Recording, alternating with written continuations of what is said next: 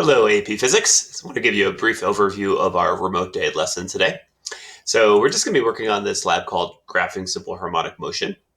And for homework today, we're going to finish up that lab. We're going to do a Khan Academy, and we're going to continue to work on the simple harmonic motion practice problems. Most of these, actually all of these things are due on Friday, so you can kind of think of all this stuff as like the weekly work that we're going to be doing. Getting your formulas ready, we're going to be looking at simple harmonic motion today, really leaning into this formula here that says x equals a cosine parentheses 2 pi ft. We'll do a slightly different version of that, not quite like that, but I'll show you how we're going to modify that a little bit. But that's going to be the main equation we're going to look at today. So yeah, getting into things, got our formulas handy and ready to go. Okay. And also have some supplemental notes right here for simple harmonic motion you could check out if you're having any difficulties with things. So your Khan Academy is right here. Got the link to it. The simple harmonic motion practice problems. That's something, again, we're going to be working on all week, but by the end of the week, you want to be pretty expert at this stuff. We're going to be having a quiz on it the following week. Okay, so getting into this idea of energy. In the other class, the synchronous class, you guys are going to be working on these concepts right here. So these are different energy equations. We have one for potential energy for springs, 1/2 kx squared, kinetic energy, 1/2 mv squared, and potential energy related to gravitation. And so we're going to kind of mix those things together with this idea of simple harmonic motion. Just noticing here with the simple harmonic oscillator, when you have an oscillator, it could be like a mass spring oscillator, or it could be like a pendulum, or anything that's a simple harmonic oscillator. When you are at maximum amplitude, which you can see on this graph right here, where you have position and then amplitude, when you're stretched out all the way to the end on the extremes, right at that point, you have you actually have no kinetic energy at all because the object stops at those extremes, but you have maximum potential energy. And so notice how amplitude and potential energy max out at that point. And then notice how when you have your position is at equilibrium or in the middle, how your energy goes down to zero. Now, one thing to notice about these energy graphs is that the energy never goes below the line here. It's always positive. And that's because energy is a scalar, and we are only concerned about the magnitude of that energy. Okay, so it's always going to be in the positive. And generally for potential energy in a simple harmonic oscillator, it's maximum when you're at your maximum amplitude. All right, now the next position we look at here for a simple harmonic oscillator has to do with velocity. So whenever you are moving fast, you have a lot of kinetic energy. And so when you look at the kinetic energy on a simple harmonic oscillator, that kinetic energy matches up with the formulas here. You've got your velocity at its equilibrium position right here. Okay, so notice how that works. You have equilibrium, no velocity going on right here, no kinetic energy. When your velocity here is at the extreme of the graph, where you're at high negative velocity or high positive velocity, you've got maximum energy, kinetic energy. And at that point, you would notice also that the graph itself is going only in the positive section. Okay. All right, and then the last thing we're looking at here is this idea of total energy. So we put together our kinetic energy and our potential energy, and that equals the total energy, total mechanical energy of that system. And if you notice how the two things kind of go back and forth and they oscillate at different cycles from each other, but then together they form the total energy, which stays constant. Now, the only time that doesn't happen is when you have dampening going on. Dampening is basically just friction in a simple harmonic oscillator, and that'll actually cause it to get smaller and smaller in amplitude until it stops moving. But if there's no friction, then you see how this just stays constant, that total energy line. All right, now we're going to go ahead and move this idea of energy and start looking at the wave equations for sine, cosine, negative sine waves. So position, velocity, and acceleration on simple harmonic oscillators follow the wave equation. And we have different versions of the wave equation depending on whether we're looking at the position of the oscillator, the velocity, or the acceleration. Now, I want to notice when we were working on circular motion before, we had introduced these formulas here. And I just want to kind of notice just the red part of the formula of the wave equation. So when you assume that you're at your max value for that thing, then the red part is true. Okay. And so notice here, position at its maximum value equals amplitude. right? We just know that's your maximum position. When you get to the maximum velocity of a wave, it equals omega a. And just remember that omega, we define this here as 2 pi over t. We're going to come back with that expression later and just notice how that relationship matters. We could substitute it into this equation right here. And then when you have your acceleration at its maximum acceleration, acceleration equals negative omega squared a. Now, I just want to notice how the graphs kind of transfer through here. And so if we just start with our position graph and just notice this is called displacement on this one. And if we start it looking like this, it basically follows the pattern of a sine wave. So I'm just arbitrarily saying, let's start there. Okay. Now, how does the velocity relate to position?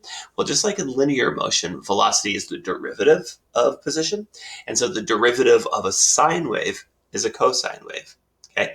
And then if you think about the derivative of a cosine wave is a negative sine wave, and you can kind of see the negative sign over here.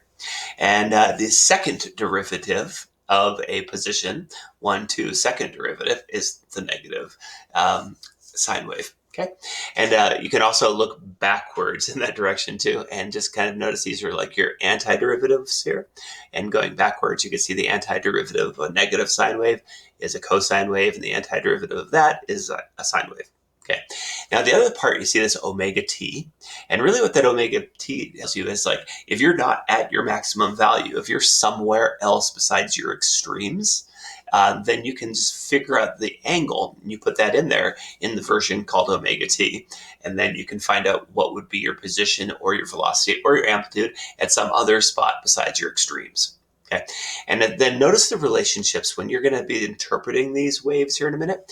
You can go ahead and look at this graph and see how the things relate to each other. Okay, and then, we'll move forward. So the next thing you want to do then, we're going to play with those equations and make sense of them. Get open the mass spring oscillator FET. And as you work through everything today, I want you to test it out in the FET. Okay, so the FET is going to give you the ability to look at energy, kinetic energy, potential energy. It's going to give you the ability to look at position, velocity, acceleration. It'll actually have you look at force and stuff too. And you can see how all those things relate to each other. So I want you to get that hands-on experience as you work through these problems. Okay, so I gave you some examples of just how to translate waves right here. And so notice this, using the FET, if you had a position and you were at equilibrium and it was moving towards a positive amplitude, how would that wave translate into a velocity time wave? And there's different ways to think about that. You can look at the FET and just see what it's doing and make that determination. Is it really fast or is it stopped? You can also use your understandings how a sine wave turns into a cosine wave. These are different ways to do it, but you're going to get a good feel for how it is to translate one type of a wave into another. This is similar to when we did graphical kinematics back in the first part of the year. Notice I gave you the answers on the next one. So these are just sort of some practice with the answers to see how we translate different kinds of waves. So play with those, see that you get a good feel for them. Once you're good on that, you're going to open up this Graphing Simple Harmonic Motion lab, and you're going to get started with this. Now, read the directions carefully. All the directions are in the lab here, and explains what to do, but it's complicated because there's a lot of steps, a lot of things to do. So to make it a little less complicated, I went ahead and worked out 2 parts of this for you so you could kind of see how that works. And so now here's the basic graphing simple harmonic motion. Okay, so you notice right here, you've got this like mass spring oscillator, and you're going to open up your FET and you're going to start playing with it. And you're going to notice how the mass spring oscillator started by getting disturbed from its position. So this bluish color here, it went to negative amplitude. So that's where it starts beforehand. See how it says disturbed, right? That's not going to be what your graph, that's just where it started. But then as it gets going at time equals 0, so here's t equals 0, and here's t equals 0 here. You're just going to go ahead and go up here and say at t equals 0, notice how the position is at its 0 point right here. So you draw a dot there, right? And then at t equals quarter, I think, is that what I called it? T over 4 right there, yep. At t equals quarter, that's right here. Notice how it's at its positive amplitude. So you're going to put a dot there. And that's all you do. You're just kind of drawing the wave and seeing what happens. The next thing you're going to do is you're going to look at the idea of velocity. Notice how I said velocity. This is positive omega a. This is negative omega a. And that kind of goes back to this idea of the equations we looked at, where you've got your Velocity is omega A. See, position is A. Acceleration is negative omega squared A.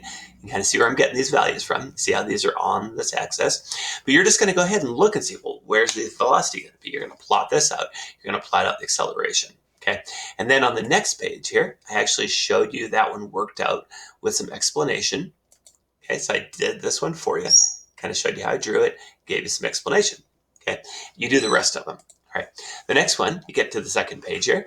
And in this one here, you've got a graph and it's got values on the graph. And then you're going to go ahead and translate that graph into its derivative graph, which in this case, you're going to translate it from a position and then redraw it as a velocity. See the velocity there? And then for doing that, you need to go ahead and label your zero, your positive, and your negative amplitudes. And then I need you to put the actual values. What will those positions be right there? Okay. What will be the maximum position? What will be the x-axis labeling? So you're going to label the whole thing, and you're going to have to do the math in this white space right here to actually solve the problem using the equation. Now, because I'm going from up to velocity, I would use this equation. Velocity equals omega A.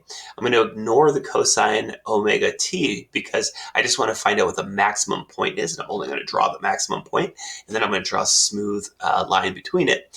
Now, so that's what you're going to do. Is show all your math, show all the values, and when you're finished with that one, it's going to look like this. I explained all of my thinking, kind of showed how I did the math, showed how I did the values, and how I labeled stuff. And I just labeled 5 here on that axis to show you those 5 seconds had gone by.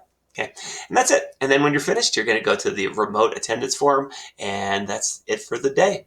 You guys have a great day. Enjoy yourself.